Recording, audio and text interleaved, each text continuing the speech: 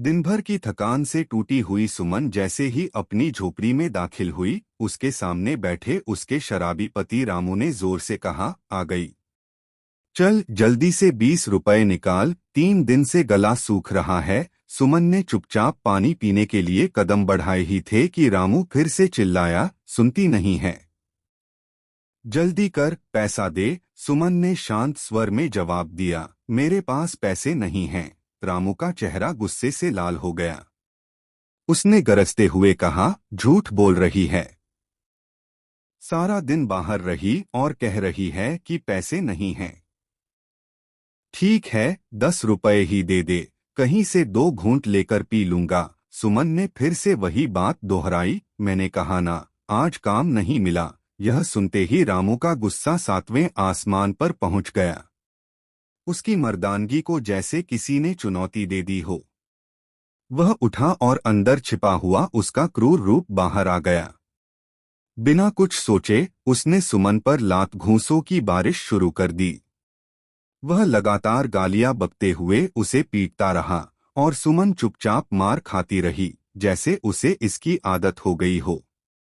इस पूरे मंजर को उनका 5 साल का बेटा दीपक चारपाई के नीचे छुपकर सिसकते हुए देख रहा था। उसकी मासूम आंखों में डर और बेबसी साफ दिखाई दे रही थी।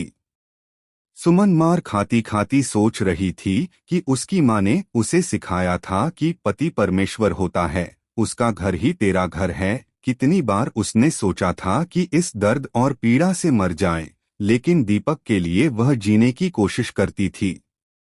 हर बार खुद को संभाल लेती थी, क्योंकि उसे अपने बेटे के भविष्य की चिंता थी। 4-5 घंटे तक रामू के पीटने के बाद जब वह थक गया तो बड़बड़ाते हुए सो गया। सुमन रात भर दर्द और आंसुओं में डूबी रही, अपनी किस्मत को कोसती रही। सुबह जब सूरज की किरणें झोपड़ी के भीतर आईं, तो दीपक धीरे से अपनी माँ के पास आया और बोला, माँ, आज मैं स्कूल नहीं जाऊंगा। सबने अपनी फीस जमा कर दी है, लेकिन मेरे पास नहीं है।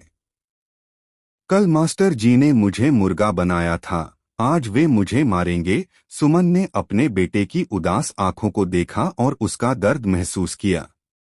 उसने अपने पेटीकोट के पल्लू से 20 रुपए निकालते हुए कहा, मेरे लाल, तू स्कूल में ना पीटे, इसलिए तेरी माँ रात भर पिटती रही। ये ले, अपनी फीस जमा करवा दे। दीपक की आंखें खुशी से चमक उठीं। उसने अपनी माँ के आंसू पोंछते हुए कहा, माँ, जब मैं बड़ा हो जाऊंगा तो तेरी आंखों में कभी आंसू नहीं आने दूंगा। सुमन ने अपने बेटे को गले से लगा लिया और उस दर्दभरे क्षण में भी उसे एक उम्मीद की किरण दिखाई दी। दोस्तों, यह कहानी सिर्फ सुमन की नहीं है, बल्कि दुनिया की हर माँ की है, जो अपने बच्चों के भविष्य के लिए हर तरह की कठिनाइयों का सामना करती है। वह दिन रात मेहनत करती है, सिर्फ इस उम्मीद में कि उसका बच्चा बड़ा होकर एक सफल और खुशहाल इंसान बने। लेकिन अफसोस, कुछ बच्चे बड़े होकर अपनी माँ के बलिदानों को भूल जाते हैं। वे यह सोचने लगते हैं कि वे अपनी माँ का बोझ उठा रहे हैं, जबकि असलियत यह है कि माँ ही उनकी जिंदगी की नींव है। उन्होंने उन्हें 9 महीने अपनी कोख में रखा, फिर सालों तक उन्हें अपनी गोद में संभाला और जीवन भर उनका साथ दिया। अगर वह माँ न होती तो शायद उनका अस्तित्व भी न होता। इसलिए हमें अपनी माँ के बलिदानों को कभी नहीं भूलना चाहिए। उन्हें कभी भी बोझ नहीं समझना चाहिए, क्योंकि वे ही हमारे जीवन का असली आधार हैं। माँ के प्रेम और त्याग का सम्मान करना ही हमारी सच्ची जिम्मेदारी है।